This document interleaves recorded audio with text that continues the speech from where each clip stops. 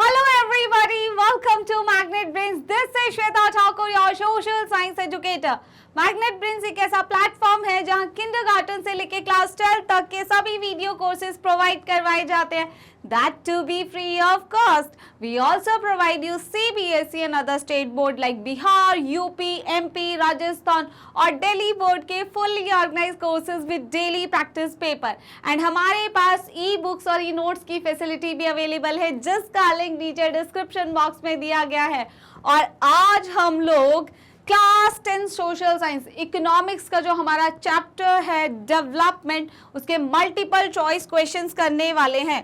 भाई multiple choice question बहुत ही ज़्यादा इंपॉर्टेंट है आपके एग्जामिनेशन पॉइंट ऑफ व्यू से, क्योंकि अब 20% डायरेक्ट एमसीक्यूज आते हैं। फिर जो आपके कॉम्पिटेंसी बेस्ड वाला पार्ट होता है उसमें भी एमसीक्यूज रहते ही रहते हैं, तो काफ़ी अच्छा वेटेज होता है आपका मल्टीपल चॉइस क्वेश्चंस का, राइट। तो क्वेश्चन नंबर 1 ये रहा आपकी स्क्रीन पर। क्वेश्चन 1 क्या कहता है? Suppose there are 4 families in your locality. आपकी फैमिली में 4 लोकेलिटीज है, 4 फैमिलीज है। The average per capita income of home is 10,000 rupees. तो सबसे पहले इन्होंने बताया कि हमारी जो लोकेलिटी है उसमें कितनी फैमिलीज है? 4 फैमिलीज है, जिनकी एवरेज पर कैपिटा इनकम हमें दी है, कितनी है? 10,000 रुपीज। ठीक है, एवरेज पर कैपिटा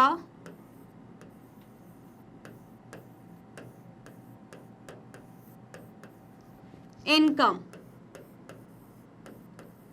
राइट। कितनी दी है एवरेज पर कैपिटा इनकम आपको? 10,000। ठीक है, चलिए जी, फैमिलीज कितनी है? 4।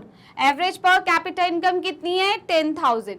अगर हम लोग देखें तो आपको बोला गया है the income of 3 families, 3 families की इनकम है 6,000, 8,000 एंड 14,000 रिस्पेक्टिवली। ठीक है, 3 फैमिलीज की इनकम हमें पता है, 4 फैमिलीज थी, एक की 6 है, एक की 8 है, एक की 14 है। What would be the income of the 4th family? जो हमारी 4th फैमिली है उसकी इनकम क्या होगी वो हमें पता लगाना है। अब एवरेज पर कैपिटा इनकम दे रखी है, जो 4th फैमिली है, 3 फैमिलीज की इनकम हमें दे रखी है, 4th फैमिली की इनकम को हम x मान लेंगे।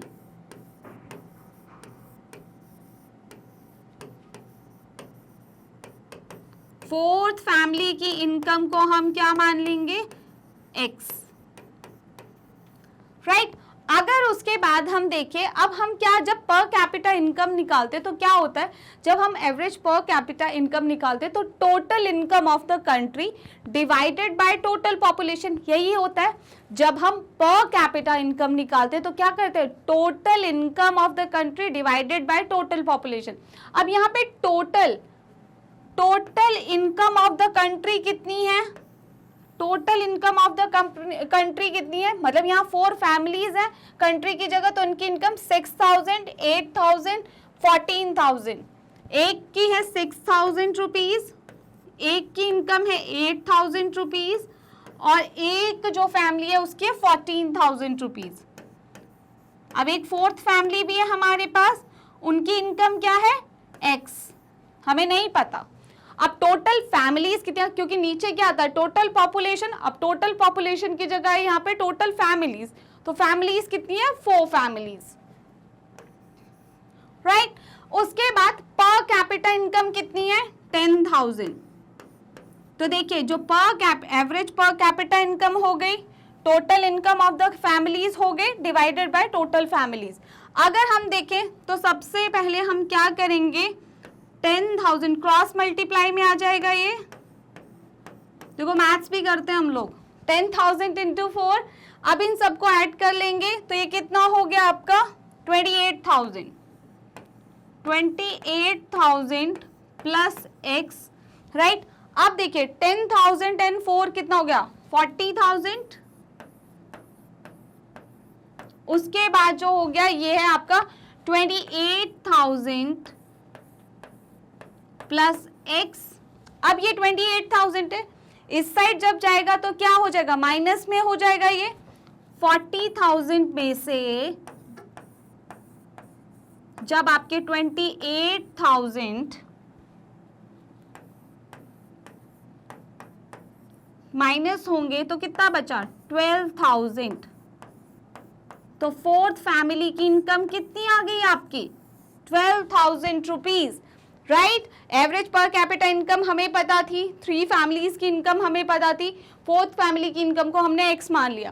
फैमिलीज टोटल कितनी थी 4, क्रॉस मल्टीप्लाई किया और इस तरीके से 40,000 में से 28,000 को माइनस किया, आंसर आया आपका 12,000 रुपीज। तो फोर्थ फैमिली की इनकम है 12,000 rupees. Option number C is the right answer, right. तो आप देख सकते हैं, इसको स्क्रीनशॉट लेना है स्क्रीनशॉट ले सकते हैं। चलिए नेक्स्ट क्वेश्चन नंबर 2 जो है, which of the following neighboring countries has better performance in terms of human development than India? कौन सी ऐसी कंट्री है जिसकी बेटर परफॉर्मेंस है देन इंडिया से, किस में आपके जो आपका ह्यूमन डेवलपमेंट है। तो अगर हम लोग बात करें, हमारी 2 तरीके की रिपोर्ट्स होती हैं। एक तो हमारी जो होती है वर्ल्ड डेवलपमेंट रिपोर्ट होती है, जिसे कि वर्ल्ड बैंक देखता है। एक है हमारी ह्यूमन डेवलपमेंट रिपोर्ट बोल लीजिए आप, ह्यूमन डेवलपमेंट इंडेक्स बोल लीजिए आप। तो ये जो है हमें दिया जाता है यूएनडीपी के द्वारा। कौन देता है ह्यूमन डेवलपमेंट रिपोर्ट, कौन देता है UNDP, United Nation Development Program जो है वो हमारी एक रिपोर्ट देता है, ठीक है। अगर हम लोग उसके बाद बात करें, ये जो यूएनडीपी हमारी रिपोर्ट देता है, इसमें जो ह्यूमन डेवलपमेंट रिपोर्ट आती है, तो हमारी कौन सी और कंट्रीज हैं जो हमसे बेटर है, हमारी नेबरिंग कंट्रीज। तो ह्यूमन डेवलपमेंट रिपोर्ट में श्रीलंका जो है हमसे बेटर है, राइट। श्रीलंका जो है वो हमसे बेटर है। Option number B is the right answer. चलिए अगेन सेम टाइप क्वेश्चन जो आप भी अपने आप ट्राई करेंगे, राइट।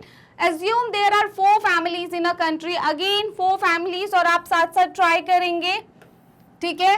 दो average per capita income of these family is ₹5,000। तो average per capita income in families की कितनी है 5,000 rupees. If the income of 3 families की हमें इनकम पता है कितनी है 4,000 rupees, ₹7,000 and ₹3,000 respectively, what is the income of the fourth family? Again same type of question। अब average per capita income हमें पता है, right? average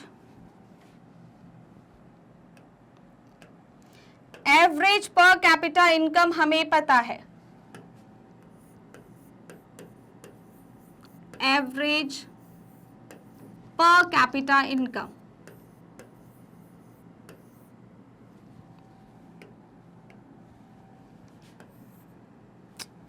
average per capita income हम लोगों को पता है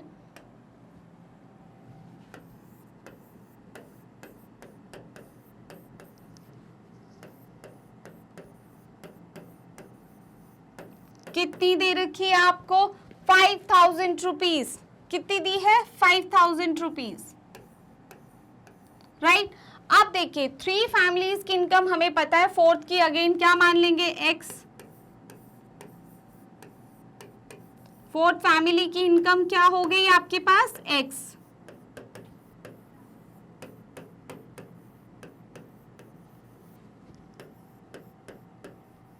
ओके, अब जो 3 फैमिलीज है उनकी इनकम हमें क्या दी हुई है 4,000, 7,000, 3,000, 7,000 plus 4,000 plus 3,000 plus fourth family की इनकम x और डिवाइडेड बाय टोटल फैमिलीज कितनी है 4 और एवरेज पर कैपिटा इनकम कितनी है 5,000। ऐसे हमने क्यों किया, क्योंकि देखिए एवरेज पर कैपिटा इनकम क्या होता है equal to total income of the country divided by total population.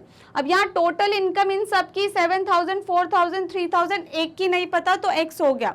अगर उसके बाद पर करें तो नेक्स्ट टोटल पॉपुलेशन की बात करें तो टोटल फैमिलीज कितनी है 4।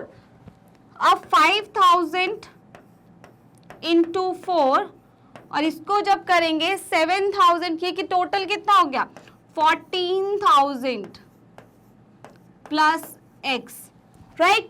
ये कितना हो गया आपके पास 5000 इंटू 4 20,000 और ये हो गया 14,000 प्लस x। जब 20,000 ये इस साइड आएगा तो ये हो जाएगा माइनस में 20,000 माइनस 14,000 इक्वल टू x और x की वैल्यू कितनी आ जाएगी 20 में से 14 गया x की वैल्यू आएगी आपके पास 6,000 रुपीज। तो फोर्थ फैमिली की इनकम कितनी आ गई आपके पास 6,000 रुपीज। हमारे पास एवरेज पर कैपिटा इनकम दी थी 5,000।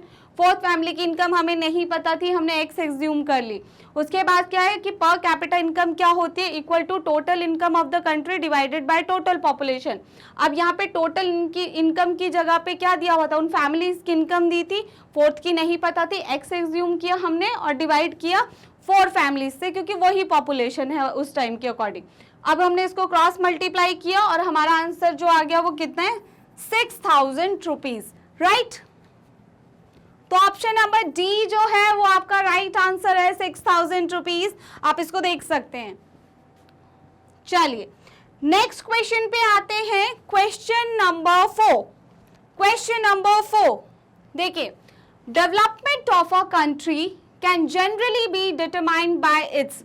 तो डेवलपमेंट जो है एक कंट्री का, अगर हम देखिए वर्ल्ड बैंक के अकॉर्डिंग, वर्ल्ड बैंक जो है वो एक क्राइटेरिया यूज करती है डेवलपमेंट के लिए, वो होता है पर कैपिटा इनकम या जिसे हम एवरेज इनकम बोलते हैं। अगर यहाँ पे लिखा होता क्या कि वर्ल्ड बैंक जो है वो आपका कौन सा क्राइटेरिया यूज करता है, तो हम क्या लिखते हैं पर कैपिटा इनकम।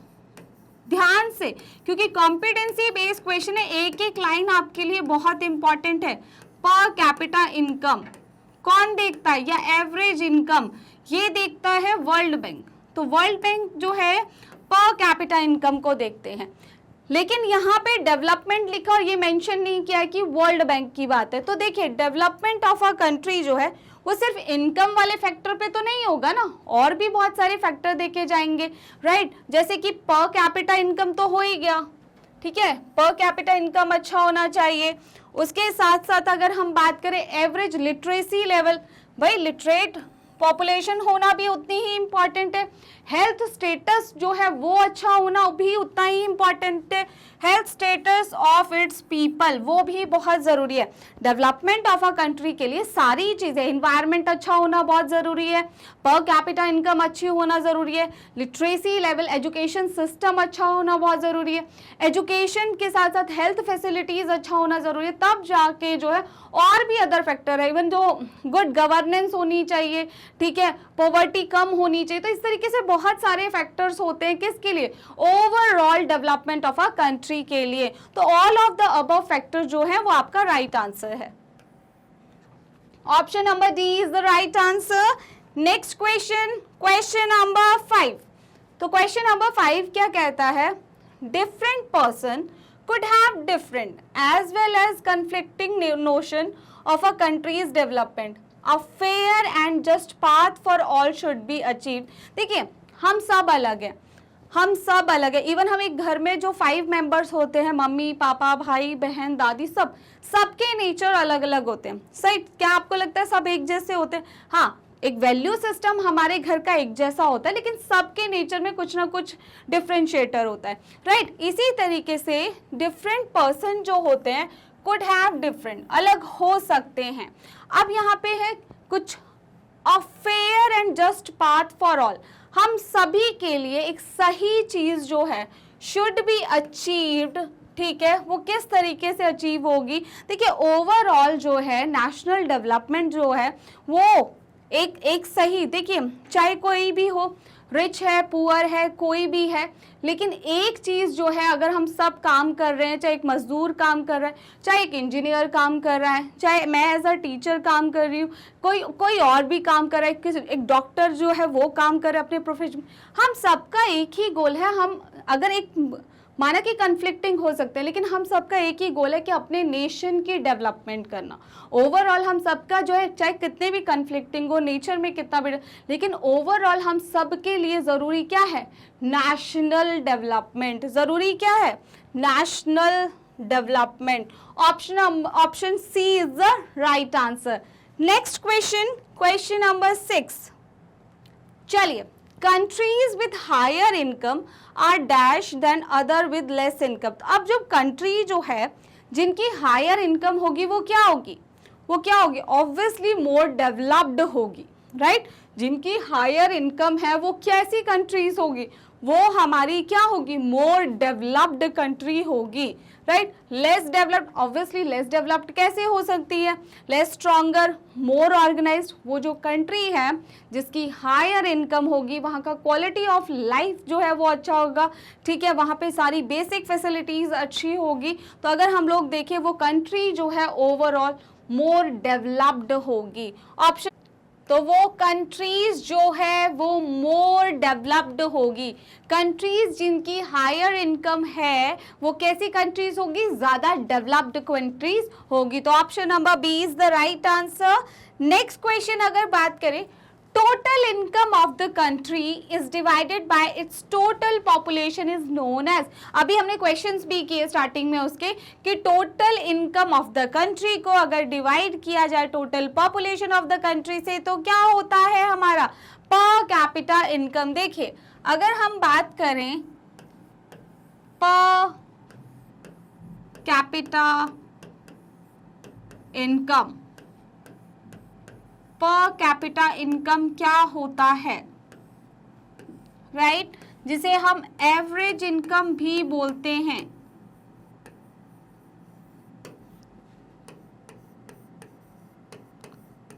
तो ये क्या होता है कि जब total income of the country,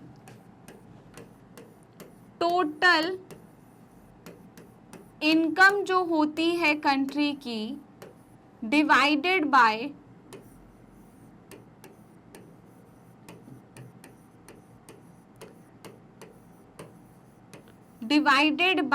total population, ठीक है, टोटल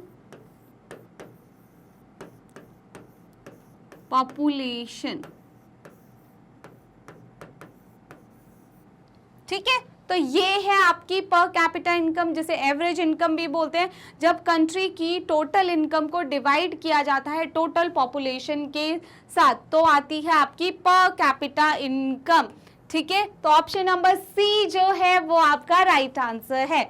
नेक्स्ट क्वेश्चन अगर हम लोग देखें, proportion of literate population in the 7 and above age group is called। इसको हम क्या बोलते हैं, जब 7 साल और 7 साल के अबव के जो लोग हैं जो पढ़ना लिखना जानते हैं, ठीक है, किसी भी एक लैंग्वेज में इंडिया की, ठीक है, तो उसे हम क्या बोलते हैं, क्या बोलते हैं, नॉलेज रेट बोलते हैं, लिटरेसी रेट बोलते हैं, अटेंडेंस रेट बोलते हैं या एक्सीलेंस रेट बोलते हैं, right.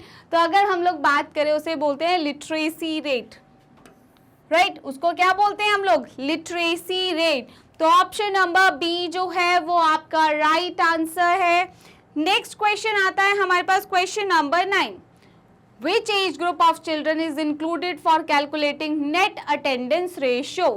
Net attendance ratio, right, net attendance ratio क्या होता है, जो भी हमारे 14 to 15 ईयर्स की जो एज ग्रुप के बच्चे हैं जो स्कूल जाते हैं, ठीक है, 14 to 15 ईयर्स के जो बच्चे हैं जो कहाँ जा रहे हैं, स्कूल जा रहे हैं, जब उनको कंपेयर किया जाता है उसी सेम एज ग्रुप के सभी बच्चों के साथ तो वो आता है आपका नेट अटेंडेंस रेशियो और इसमें लिया जाता है एज ग्रुप 14 to 15, ठीक है, 14 to 15।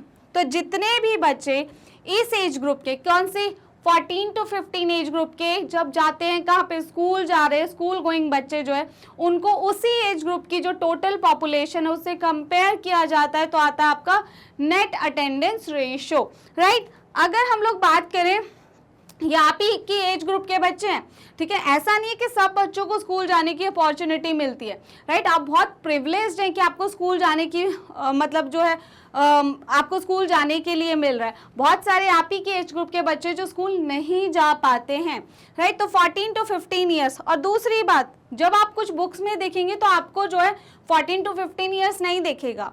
कुछ इकोनॉमिक्स की अगर आपने पुरानी बुक्स ली होंगी ठीक है, आपको ये देखना पड़ेगा जो न्यू बुक्स है, न्यू बुक्स में के अकॉर्डिंग 14 to 15 ईयर्स ही है, राइट। चलिए next question, question number 10, for calculating body mass index weight of the person is divided bye, हम निकालते हैं बीएमआई।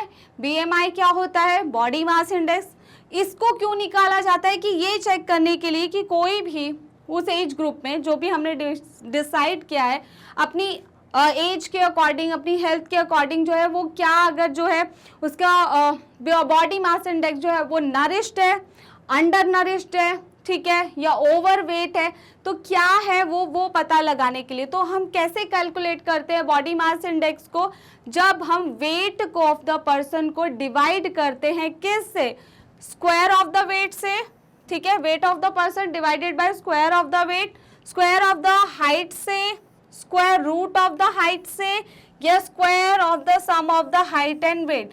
तो अगर हम बात करें, जब हम बीएमआई निकालते हैं, body mass index, body mass index,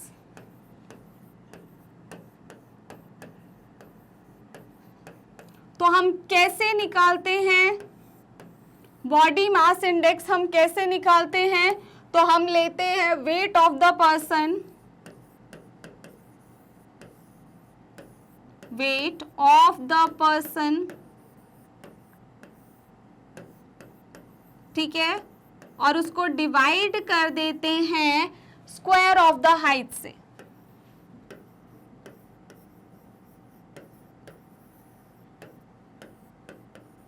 right और आपको पता है ना कि हमें एक अच्छी हेल्दी बॉडी बनाने के लिए क्या करना चाहिए? न्यूट्रिशनल जो फूड होता है, एक बैलेंस डाइट लेनी चाहिए जिसमें फ्रूट्स भी हो, वेजीज भी हो, ठीक है, उस तरीके की एक बैलेंस डाइट जो है हमें, और एक हमें एडुकेट अमाउंट ऑफ वाटर भी जो है वो पीना चाहिए, ठीक है, वो बहुत ज़्यादा ज़रूरत है। बीएमआई निकाला जाता है, मैंने बताया ना, कि जिससे पता लगे कि वो अंडर नरिश्ड है, ठीक है, ओवर वेट है, नरिश्ड है, वो पता लगाने के लिए। तो आपका आएगा स्क्वायर ऑफ द हाइट। तो कैलकुलेट कैसे किया गया body mass index?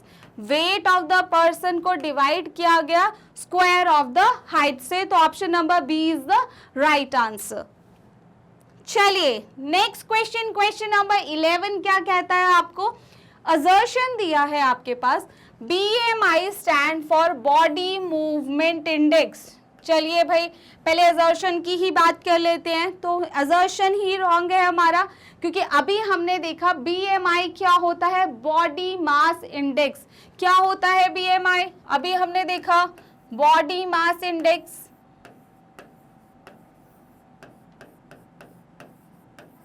Body mass index, right. Reason है a healthy BMI can be maintained by taking healthy and nutritional food। अब हमें बोला जा रहा है कि हेल्दी BMI कैसे मेंटेन किया जाएगा? Can be maintain by taking healthy and nutritional food. तो अगर हम देखें ये बिल्कुल सही है कि एक BMI जो है वो मेंटेन किया जाएगा एक हेल्दी हमारा जो फूड होता है, और जो न्यूट्रिशनल फूड हम लेंगे तब हमें एक अच्छा BMI। रीजन करेक्ट है, राइट। तो अगर हम लोग देखें A is false but R is true. R बिल्कुल सही है, R बिल्कुल सही है कि हेल्दी BMI अगर हम देखें कि हम नरिश्ड है प्रॉपरली, तो उसके लिए हमें चाहिए एक अच्छी सी न्यूट्रिशनल डाइट हमेशा हमारी फूड में, ठीक है। तो R जो है, रीजन जो है वो बिल्कुल ट्रू है, लेकिन A फॉल्स है, क्योंकि हमें पता है BMI का जो फुल फॉर्म होता है वो होता है बॉडी मास इंडेक्स। तो option number D is the right answer. Next चलिए अब आते हैं क्वेश्चन नंबर 12 पे, और वो क्या कहता है हमें?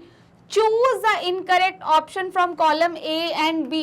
हमें जो है एक इनकरेक्ट ऑप्शन जो है वो चूज करना है column A and column B से, column A and column B से। देखिए अब यहाँ पे इनकरेक्ट चूज करना है। सबसे पहले आता है लैंडलेस रूरल लेबरर्स। ये बताए कि सबके डिफरेंट डिफरेंट गोल्स होते हैं। एक लैंडलेस रूरल लेबरर जो है, मतलब जो लेबर है जो कि कहाँ पे है, गांव में है, जिनके पास लैंड नहीं है, तो उनके लिए जो गोल होगा, डेवलपमेंट गोल होगा, वो क्या होगा? तो वो होगा कि उनको भाई एक तो लैंड नहीं है उनके पास, तो उनके लिए गोल क्या होगा, ज़्यादा से ज़्यादा दिन जो है उनको कहीं काम मिल जाए, more days of work and better wages.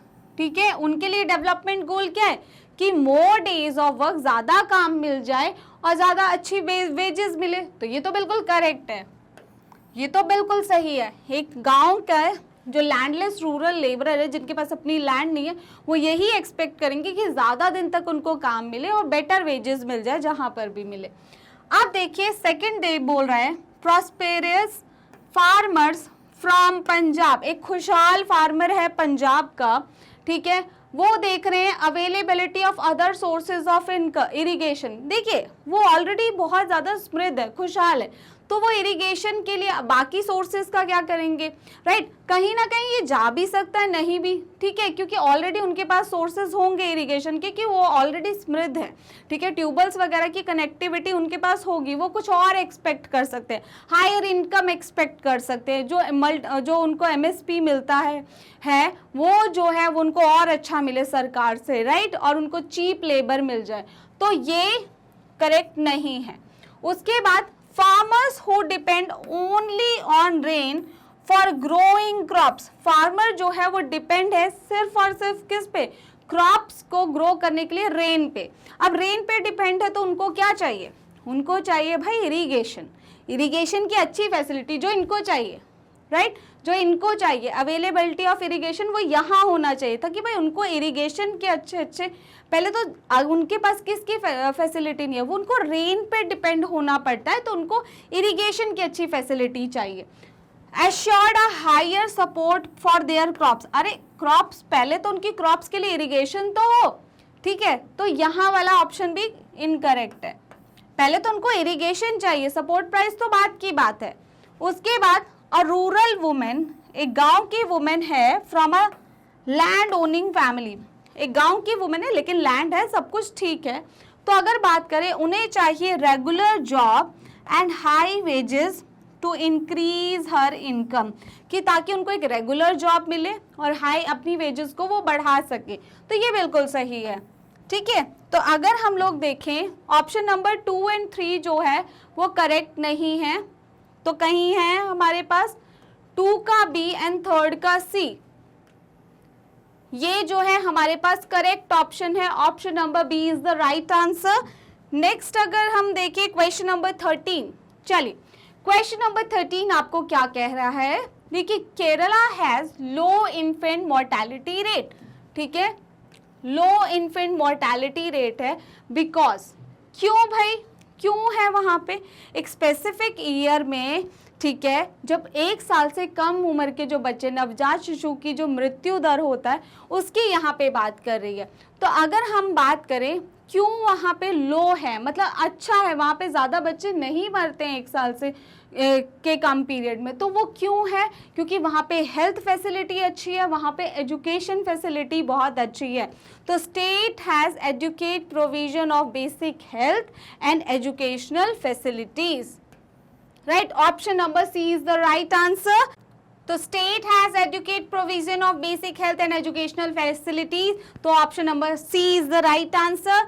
Next question है आपका 14, match the items in column A, column A में जो आइटम्स दिए हैं to that of column B and choose the right option, ठीक है। तो कॉलम ए में दिया है girl in an urban family, urban family में एक गर्ल है, ठीक है, तो उनके पास अगर हम देखें तो क्या डेवलपमेंट गोल्स है उनके, अगर बात करें, देखिए उनको उतनी ही, उनकी फैमिली भी एजुकेटेड होगी, उनके पास उतनी ही फ्रीडम होगी जितने उनके भाई के पास है, क्योंकि सब ओपन माइंडेड है, राइट। तो अगर हम देखें गर्ल जो है एक अर्बन फैमिली में, उनके पास इक्वल अपॉर्चुनिटीज होगी जस्ट लाइक हर ब्रदर, वो कहते हैं ना just like her brother, okay. चलिए एक मिनिस्टर जो हैं, एक मिनिस्टर के लिए डेवलपमेंट गोल्स क्या होंगे, वोट आने चाहिए ज़्यादा, ठीक है, मोर वोट्स।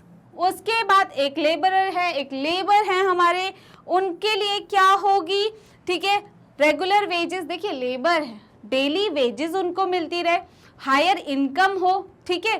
तो अगर हम देखें एक लेबर का ऑप्शन नंबर 1 जो है वो राइट है, regular wages and more job day, ज्यादा दिनों तक उनको काम मिले, राइट। उसके बाद अगर हम लोग देखें अ बिजनेसमैन, एक बिजनेसमैन, मोर प्रॉफिट, भाई बिजनेस खोला किसके लिए, प्रॉफिट के लिए, मोर प्रॉफिट हो, ज्यादा से ज्यादा प्रोजेक्ट्स उनको मिले, तो ये है आपका डी का थर्ड। तो अगर देखिए हमारा आंसर है फॉर ए का 2, ए का 2, ए इज द राइट आंसर। चलिए नेक्स्ट क्वेश्चन, क्वेश्चन नंबर 15 जो है हमारा असर्शन है, Kerala has low infant mortality rate, Kerala में लो इन्फेंट मोर्टेलिटी रेट है, हमने अभी देखा। रीजन क्या है, क्योंकि वहाँ का जो हेल्थ फैसिलिटीज है, लोग एजुकेटेड है, अवेयर है चीज़ों को लेके, वहाँ की जो हेल्थ फैसिलिटीज है वो बहुत ही ज़्यादा है। माना कि उनकी पर कैपिटा इनकम फिर भी कम हो कंपैरेटिवली अदर स्टेट, लेकिन उनका एजुकेशन सिस्टम और उनकी जो बेसिक हेल्थ फैसिलिटीज है वो बहुत ही ज़्यादा अच्छी हैं। तो अगर हम लोग दें Kerala has low infant mortality rate, बिल्कुल सही है। अगर बात करें रीजन क्या है कि केरला में educate provision of basic health and educational facility है, ये भी बिल्कुल ठीक है। Both A and R true and R is the correct explanation of A. Option number A is the right answer, right. चलिए next question, question number 16, find the incorrect option from all the following. इनमें से आपको incorrect option जो है वो pick करना है, incorrect. For development, development के लिए ध्यान से पढ़ेंगे, इस टाइप के जो क्वेश्चंस होते हैं ना लॉन्ग क्वेश्चन, आंसर वही उन्हीं में छिपा होता है, बस आपको जल्दबाजी में उनको नहीं पढ़ना है, आराम से उनको रीड करना है। तो क्वेश्चन है for development people look at a mix of goals. जब डेवलपमेंट के लिए लोग मिक्स गोल्स को देखते हैं, राइट। एक ही गोल थोड़ी देखेंगे आप, इनकम भी देखोगे, ठीक है। मान लीजिए मैं जॉब देख रही हूँ तो मैं क्या देखूंगी उसमें, अपनी इनकम तो है ही है, पहले इनकम देखूंगी, एक सेफ इन्वायरमेंट मुझे मिल रहा है कि नहीं, स्टेबिलिटी है मेरी जॉब में या नहीं है, लॉन्ग टर्म के लिए मुझे मिल रही है या नहीं मिल रही है, मैं कुछ वहाँ नया सीख पाऊंगी या नहीं सीख पाऊंगी, तो वो सारी चीज़ें मेरे लिए इंपॉर्टेंट है। चलिए, it is true that if women are engaged in paid work, माना जाता है कि जब एक वुमेन जो होती है एंगेज होती है किसमें, पेड वर्क में, कुछ काम कर रही है, बैंक मैनेजर है, IAS ऑफिसर है, कुछ भी काम कर रही है वो, the dignity in the house hold and society decreases, उनकी जो डिग्निटी है हाउस में और सोसाइटी में वो डिक्रीज होती है। ऐसा तो कुछ नहीं है भाई, वो इतनी मेहनत कर रही हैं और चाहे वो काम नहीं भी कर रही हैं, और वो एक होम मेकर है, मेरी मदर एक होम मेकर है, आपकी मदर एक होम मेकर है, जो हमारे घर को इतनी खूबसूरती से, हमारी जो शिफ्ट होती है ना, हम लोग काम करते हैं वो भी तो कुछ टाइम में खत्म हो जाती है। आप पढ़ाई करते हो, स्कूल जाते हो, 5 to 6 आवर्स में घर आ जाते हो, ट्यूशंस पढ़ते हो, लेकिन आपको एक छुट्टी मिलती है, सब कुछ मिलता है। लेकिन मदर्स जो है वो 365 डेज हमारे लिए काम करती है। दुनिया का सबसे रिस्पेक्टफुल प्रोफेशन ही है कि जो मदर्स जो हैं वो हमें सबसे ज़्यादा हमारी केयर करती हैं। तो मैं तो नहीं मानती इस बात को, ठीक है, उनकी डिग्निटी तो तब भी उतनी ही है, रिस्पेक्ट उतनी ही है हमारे मन में, ठीक है। It is true that if women are engaged in paid work, उनकी जो डिग्निटी है हाउस होल्ड एंड सोसाइटी में डिक्रीज हो जाती है, ये स्टेटमेंट तो गलत है, ठीक है। However, it is also the case that if there is respect for the woman, there would be more sharing of house work and greater acceptance of women working outside. ठीक है, ये बहुत केस है कि there is respect for women, women की जो है एक रिस्पेक्ट होती है, ठीक है। Would be more sharing of house work जो है वो ज़्यादा से ज़्यादा जो है वो करती है, और ग्रेटर एक्सेप्टेंस है वुमेन की आउटसाइड भी। A safe and secure environment may allow more women to take up a variety of job and runs business. Very true. अगर हम बात करें, अगर वुमेन को एक अच्छा इन्वायरमेंट मिल रहा है जो उनके लिए सेफ है, सिक्योर है, तो उनके लिए वो ज़्यादा अच्छा, ज़्यादा से ज़्यादा वुमेन जो है वो बाहर निकलेगी और अपने लिए काम करेंगी, राइट। तो ये भी बिल्कुल सही है। तो गलत स्टेटमेंट ये है, इसमें ये बोला गया है it is true that if women are engaged in paid work में, वो लगी हुई हैं, कुछ काम करिए। अब एक वुमेन है वो IAS ऑफिसर है, एक वुमेन है डॉक्टर है, साइंटिस्ट है, ठीक है, ऑब्वियसली चाहे वो कुछ भी, चाहे वो किसी की हाउस हेल्पर ही है, सबकी रिस्पेक्ट एक जैसी ही है, हमें ये मान के चलना है, मानना नहीं है, यही है सोसाइटी में, राइट। चलिए, तो ऑप्शन नंबर बी जो है उनकी डिग्निटी बढ़ेगी, उनकी डिग्निटी बढ़ेगी, कम नहीं होगी, तो ऑप्शन नंबर बी जो है वो राइट आंसर है। चलिए, क्वेश्चन नंबर 17 पे आते हैं। Which of the following statement define sustainable development. Sustainable development क्या होती है भाई? सस्टेनेबल डेवलपमेंट ये होती है, हमें डेवलपमेंट करनी है, बहुत ज़रूरी है, डेवलपमेंट को नहीं रोक सकते हैं, डेवलपमेंट करनी है, लेकिन इस तरीके से करनी है जो हमारी प्रेजेंट नीड्स को तो सेटिस्फाई करे ही करे, पर हमारी जो फ्यूचर की जनरेशन है उनकी नीड्स को भी ध्यान में रखे, राइट। उसके साथ कॉम्प्रोमाइज़ नहीं होना चाहिए। अब ये हमें पता है पेट्रोल है, अरे हमें तो मिल रहा है ना, हम ये उसको अंधाधुंध इस्तेमाल करें, इन द सेंस कि एक फैमिली के 4 मेंबर है, 4 एक ही डायरेक्शन में जा रहे हैं, लेकिन अपनी अपनी कार में जा रहे हैं, ठीक है, हम एक साथ भी तो जा सकते हैं ना, ठीक है। तो अगर आपको पता चलेगा एक टाइम ऐसा आएगा, क्योंकि अगर हम पेट्रोलियम की बात करें वो एक फॉसिल फ्यूल्स का पार्ट है, एक टाइम पे वो एग्जॉस्ट हो जाएंगे, जब खत्म हो जाएंगे तो क्या हमारी फ्यूचर जनरेशन को वो मिल पाएंगे? नहीं मिल पाएंगे। अब सस्टेनेबल डेवलपमेंट का पार्ट क्या है? देखिए, अब गाड़ी तो चलानी है, गाड़ी तो चलानी है, तो कुछ ऑल्टरनेट ऑप्शन ढूंढ सकते हैं, जैसे कि आजकल हम किसकी साइड शिफ्ट कर रहे हैं? बायोडीजल्स की साइड जो है शिफ्ट कर रहे हैं, राइट। चलिए, sustainable use of natural resources without considering the need of future generation.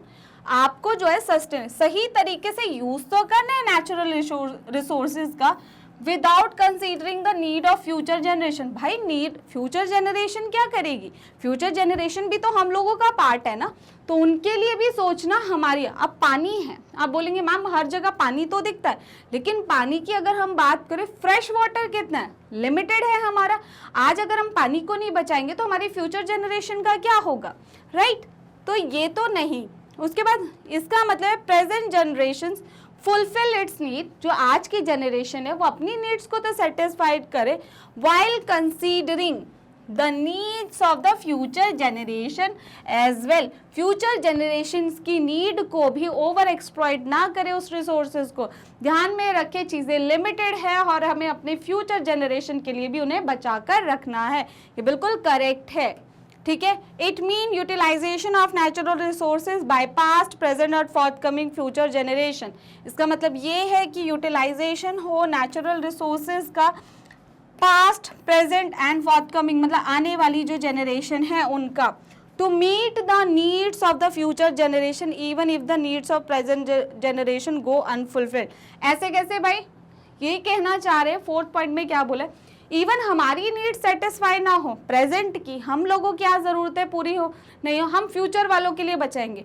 दोनों की होनी चाहिए, दोनों की नीड सेटिस्फाई होनी चाहिए, हमारी प्रेजेंट नीड्स भी कंप्लीट होनी चाहिए, और हमें इस तरीके से उन रिसोर्सेज को वाइसली यूज़ करना है, क्योंकि वो लिमिटेड है, कि जो हमारी अपकमिंग जनरेशन है, फ्यूचर जनरेशन के लिए भी वो बचे रहें। तो अगर हम बात करें present generation fulfil its needs, present generation हमें अपनी नीड्स भी तो फुलफिल करनी है, while considering the needs of the future generation as well. Option number B जो है वो आपका राइट आंसर है। चलिए, क्वेश्चन नंबर 18 क्या कहता है? असर्शन है आपके लिए, introduction of organic farming is a part of sustainable development.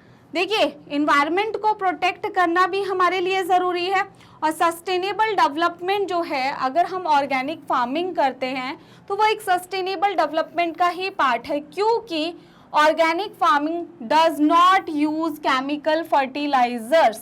तो अगर हम लोग बात करें, ये बिल्कुल सही है, क्योंकि ऑर्गेनिक फार्मिंग जो केमिकल फर्टिलाइजर्स होते हैं उनको अंधाधुंध इस्तेमाल करने से, ओवर यूज़ करने से जो सॉइल की फर्टिलिटी है वो लूज़ होती है, राइट। तो हमें जो है, हम जब ऑर्गेनिक फार्मिंग करते हैं तो हमारी जो सॉइल की फर्टिलिटी होती है वो मेंटेन्ड होती है, क्योंकि उनमें माइक्रो ऑर्गेनिजम्स होते हैं। जैसे हमने काउ डंग यूज़ किया, तो आप काफ़ी टाइम तक जब उसको हम रखेंगे तो उसमें माइक्रो ऑर्गेनिजम्स जो होते हैं वो जो है उस उस सॉइल के लिए बहुत अच्छे होते हैं और उसकी सॉइल की फर्टिलिटी को मेंटेन रखते हैं, राइट। और वो हमारे लिए जो है बिल्कुल भी अनहेल्दी नहीं होती, क्योंकि केमिकल फर्टिलाइजर्स में बहुत सारे ऐसे कंपोनेंट्स होते हैं जो हमारी हेल्थ के लिए भी अच्छे नहीं होते हैं। तो organic farming does not use chemical fertilisers, हम उसमें यूज़ नहीं करते हैं। Both A and R true and R is the correct explanation of A. तो आपका ए जो है वो राइट आंसर है। चलिए, what is the full form of PDS? PDS क्या होता है आपका? पब्लिक डिस्ट्रीब्यूशन सिस्टम क्या है, ठीक है। तो पीडीएस होता है मतलब आपका पब्लिक डिस्ट्रीब्यूशन सिस्टम, जिसमें जो है राशनिंग की जो हम सेवा देखते हैं, जो गवर्नमेंट है फूड सिक्योरिटी को बचाने की, मतलब देखिए ये गवर्नमेंट की रिस्पॉन्सिबिलिटी है। हमारी एक बेसिक नीड है फूड, लेकिन हर कोई उस फूड को अफोर्ड नहीं कर पाता है। ज़रूरी नहीं है कि हर कोई उस फूड को अफोर्ड कर पाए। तो एक मिनिमम प्राइजेस पे जो गवर्नमेंट है वो हमारे बहुत सारे लोगों को जो है वो फूड प्रोवाइड करवाती है through this public distribution system, ठीक है, जिसे हम बोलते हैं नॉर्मल टर्म में हमारी जो राशन की दुकान होती है। इतनी सारी जो पब्लिक डिस्ट्रीब्यूशन सिस्टम, इतनी सारी राशन की दुकान है जहाँ पे एक नॉमिनल चार्जेस पे जो है लोगों को खाद्य जो होते हैं हमारे प्रोडक्ट, जैसे आपके राइस हो गए, गेहूँ हो गए, ऑयल हो गए, और हर गवर्नमेंट जो है स्टेट सेंटर गवर्नमेंट भी कुछ राशन प्रोवाइड करते हैं, और हर स्टेट कुछ स्टेट जो है वो भी अपने लेवल पे बहुत अच्छा जो है न्यूट्रिशनल जो है फूड प्रोवाइड करने की कोशिश करती है अपने लोगों को through this public distribution system. तो पीडीएस क्या होता है आपका? Public distribution system. Option number A is the right answer. चलिए क्वेश्चन नंबर 20 पे आते हैं। In which state in India is the infant mortality rate lowest? ठीक है, कौन सी हमारी स्टेट है जिसमें इन्फेंट मोर्टेलिटी रेट लोएस्ट है? हमने देखा था कहाँ पे लोएस्ट है, केरला में लोएस्ट है, ठीक है। क्यों? क्योंकि यहाँ पर एजुकेशन और हेल्थ फैसिलिटीज बहुत अच्छी है, लोग जो है अवेयर हैं चीज़ों को लेके, तो इसलिए जो है केरला जो है वहाँ पे हमारा इन्फेंट मोर्टेलिटी रेट लोएस्ट है, कम है, राइट। तो ये थे हमारे कुछ मल्टीपल चॉइस क्वेश्चन इस चैप्टर से रिलेटेड, राइट, डेवलपमेंट चैप्टर से रिलेटेड। चलिए, विद दिस हमारी जो आज की क्लास है वो एंड होती है। आप हमारी वीडियोस को देख सकते हैं कहाँ पर? YouTube पर, एंड हमारी ऑफिशियल वेबसाइट www.magnetbrains.com पर। आप हमें फॉलो कर सकते हैं YouTube, Facebook, Instagram, Twitter, Telegram and WhatsApp पर। हमारे पास e notes and e books की फैसिलिटी भी अवेलेबल है, जिसका लिंक नीचे डिस्क्रिप्शन बॉक्स में दिया गया है। अगर हम बात करें टॉप कोर्सेज की, तो CBSE board, Delhi board, Bihar, UP, MP और राजस्थान बोर्ड की क्लासेस भी हमारे पास हैं। वैदिक मैथ्स की क्लासेस भी हैं, क्रैश कोर्सेज भी कराए जाते हैं, एंड स्पोकन इंग्लिश की क्लासेस भी होती है। हमारे पास इंग्लिश और हिंदी दोनों मीडियम चैनल है। With this end of today's session, I hope you like this video. Don't forget to hit the like, share and subscribe button. See you all next time. Have a nice day.